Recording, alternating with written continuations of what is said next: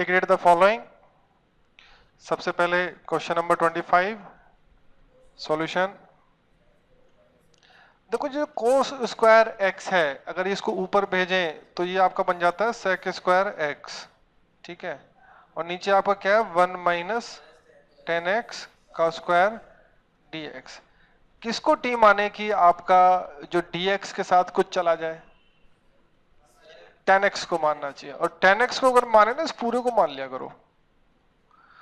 तो let 1 minus 10x equals to T, u भी ले सकते थे।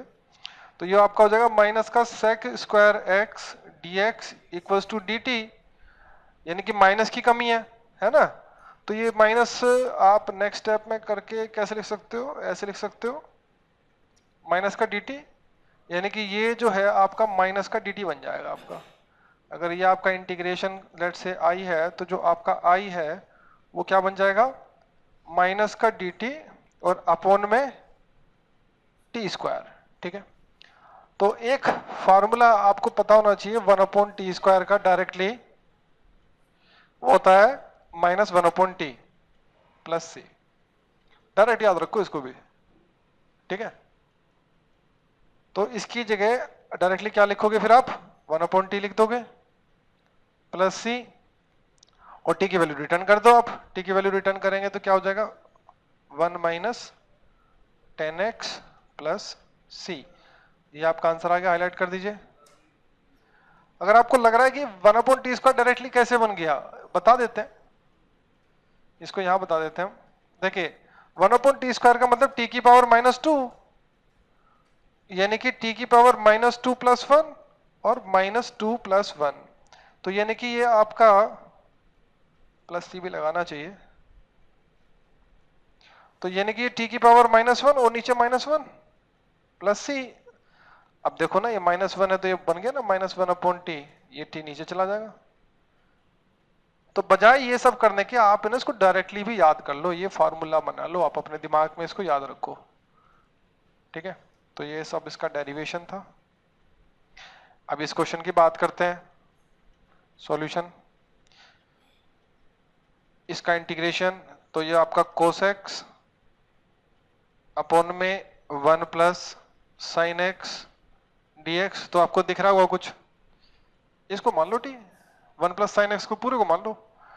तो 1 प्लस साइन एक्स को आपने टी मान लिया, ये लेट कर लिया भाई। तो दिस इंप्लाइज, अगर आप डिफरेंशिएट करते हैं तो ये बन जाता है कोसेक्स dx इक्वल्स टू dt, यानी कि इस सब की जगह आप dt लिख सकते हो, तो इस सब की जगह आप dt लिख दो और अपॉन में अंडर रूट टी, ठीक है। अब इसका भी डायरेक्ट फॉर्मूला होता है, याद रखो इसको, क्या? 2 रूट टी प्लस सी। अब रिटर्न कर दो 2, और टी की वैल्यू हमने क्या मानी थी? 1 प्लस साइन एक्स ये मानी थी प्लस सी। फाइनल आंसर है, हाईलाइट कर दो। अब ये कैसे आया इसका भी मैं आपको बता देता हूं। देखो ये भी बिल्कुल उसी फॉर्मूले से होता है, x की पावर n का फॉर्मूला जो कि है x की पावर n प्लस 1 अपॉन में n प्लस 1 प्लस सी।